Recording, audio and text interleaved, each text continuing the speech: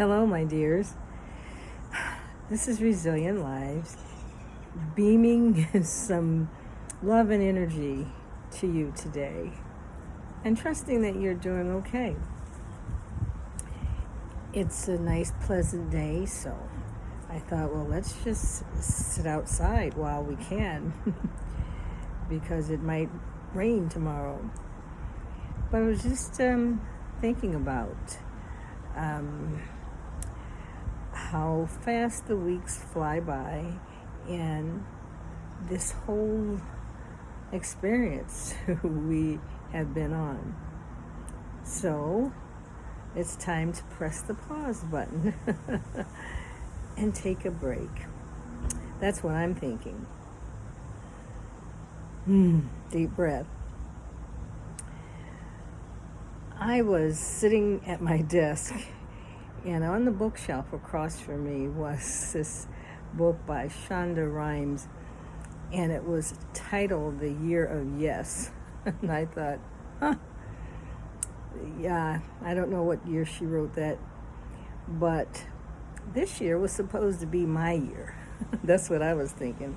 It's going to be a wonderful year, and had pre-pandemic plans, for this year, as I'm sure that you did too. Well, this has not been the year of yes, especially from March to July. It's actually been the year of no. No going out, no.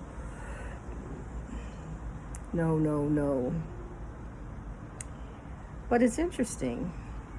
In spite of all of the no's and the pandemics and all of the things that we have been doing, we've been learning how to turn crises into opportunities. And that's resilience. So in spite of all of what's going on, we can still stay connected. I can still send you a virtual hug. In spite of all the no's, we can thrive.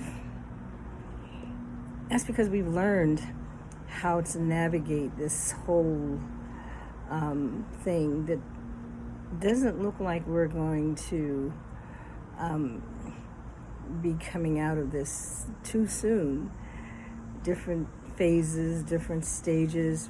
In spite of what the authors are writing in the Harvard Business Review, they're talking about emerging from a crisis, and they're talking about how leaders and organizations are going to lead us through this uncertainty. How are we going to do that? Well, we've already learned a lot. We have learned how to navigate these crises, this emergency. We have learned how to flip the obstacles, learned how to make the opportunities things that are adapting to our lives. We have been training ourselves, and so when we get ready to go back to our organizations, we will go back renewed and know what we want, have some idea. And it's interesting because I ran across an article, and it was talking about mentors, finding the right mentor. And it was an interesting philosophical article, because it was basically talking about finding the right mentors. And then, of course, the philosopher was saying, we don't get to choose our parents. That's kind of like something that happens by chance or accident or however. But the interesting part of the quote was, but we can choose the children that we become. Interesting. So I think what it's saying to us is We don't get a mentor here. We obviously, our leaders are not leading us. They're not advising us. They're not giving us any tips on how to really navigate this journey. As a matter of fact, there are so many opposing things. Open schools, don't open schools. Go out, don't go out. Open business, close business. So there's just so much. So who can we find to mentor us in our organizations?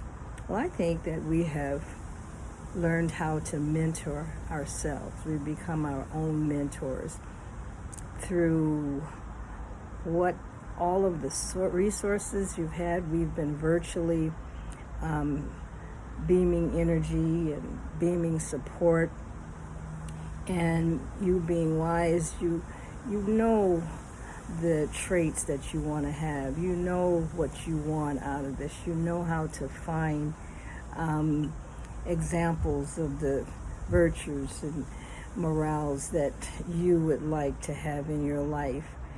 And so it seems like you're already on top of that, finding the right mentor, because from what I hear, you're doing this. And why? Why are you going through all of this? Why? Because you want to live. I want to live. And in spite of all of the confusion and the toxic political stuff, we want to live, and therefore we are doing the things that will help us to thrive, to live. And because of resilience, we've grown and learned how to change the crises into opportunities, and we have learned to flourish. So I just want to remind you, don't forget, it's an important thing that we do here. We extend a little love, a virtual hug. I know everyone is busy, but it's important for us to pause a moment, take a deep breath, and feel the love, feel the support, and continue to be a vital friend, because together is healing. Love, therefore, is healing. And we want to make it so. Have a good day.